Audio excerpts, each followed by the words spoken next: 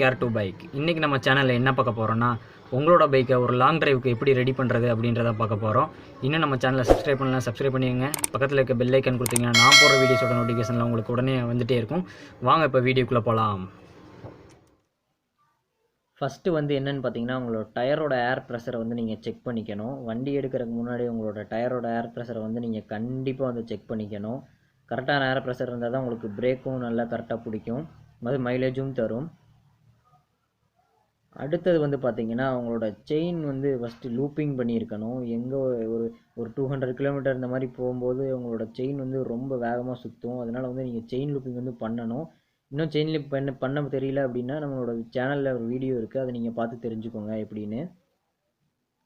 Third ஒன்று பார்த்தீங்கன்னா, எல்லோரும் சொல்கிறது தான், ஃபஸ்ட்டு உங்களோட பைக்கை நீங்கள் க்ளீன் அண்ட் நீட்டாக ஃபஸ்ட்டு வச்சுக்கணும். ஏன்னா உங்கள் பைக்கை நீங்கள் க்ளீனாகவும் நீட்டாகவும் வச்சுருந்தா தான் உங்களோட பைக்கை நீங்கள் கேர் பண்ணுறீங்கன்னே அர்த்தம்.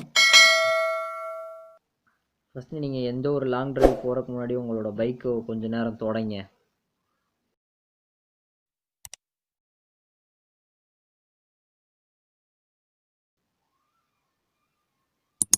இன்னும் நம்ம வீடியோவை லைக் பண்ணிக்கோங்க, ஷேர் பண்ணுங்கள், கமெண்ட் பண்ணுங்கள். அடுத்த ஒரு வீடியோவில் சந்திக்கிறேன். அது வரைக்கும் கேர் டு பைக்.